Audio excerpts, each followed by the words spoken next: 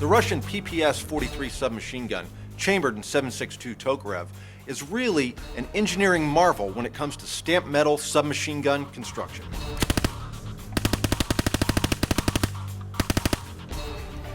The traditionalized, popular image of Soviet forces fighting in the Great Patriotic War, or the Second World War, is that of a Soviet soldier armed with the PPSh-41 submachine gun.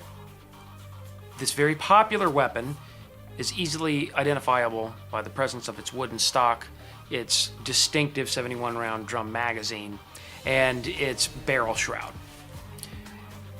At 8 pounds with a cyclic rate of over 1,000 rounds per minute, the PPSh-41 was a monster of urban combat. Combat at ranges closer than 200 meters. But there were problems associated with the PPSh-41 submachine gun that interestingly parallel problems that we experience here during World War II with the Thompson submachine gun. It took a lot of time and effort to manufacture it. So by the next year, in 1942, the idea is, let's simplify this. And a Russian lieutenant had come up with a plan for a simplified submachine gun. It was really set up so it could be made by unskilled labor in a big hurry and cut down on the amount of strategic materials to make it. And in comparison, the PPS-43 found that you could make it in half the time with less than half the workforce, and you could still turn out millions of these guns. Using the same direct blowback operating system, firing from an open bolt just like the PPSh-41, the PPS-43, however, deleted the wooden buttstock. It could not feed from the detachable drum magazines, but instead made use of a 35-round detachable box magazine or stick magazine.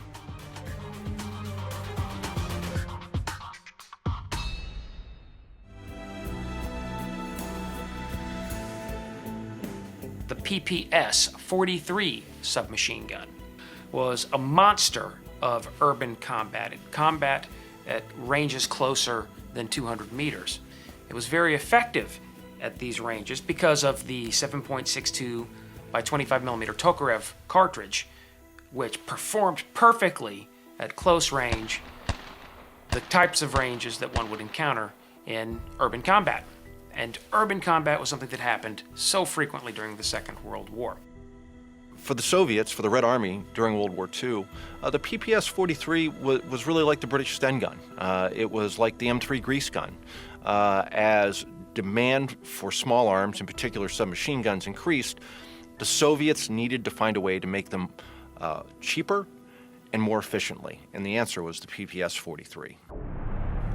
The weapon itself was absolutely bare bones simple.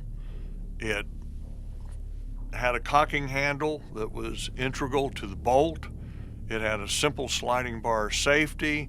It had an L-shaped 100, 200 meter sight, although at 200 meters it's probably not terribly effective.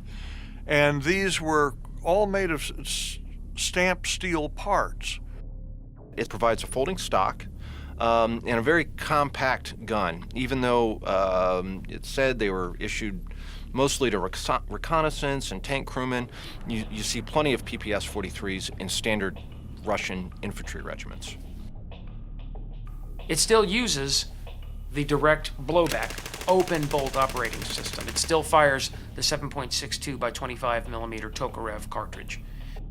It still fires at a high cyclic rate of fire, but at a lower cyclic rate than its predecessor, the PPSh-41, which fired at about 1,000 rounds per minute. The PPS-43 fired at approximately 750 to 800 rounds per minute, making it a little bit more controllable. And because of the deletion of the wooden buttstock, the PPS-43 weighs a half-pound lighter than the PPSh-41. After World War II, versions of this were then supplied by the Russians to the Chinese, communists, the Chinese in turn give them to the North Koreans. Americans are facing these in Korea, and then again in Vietnam, there's any number of PPS-43s in the hands of North Vietnamese and Viet Cong.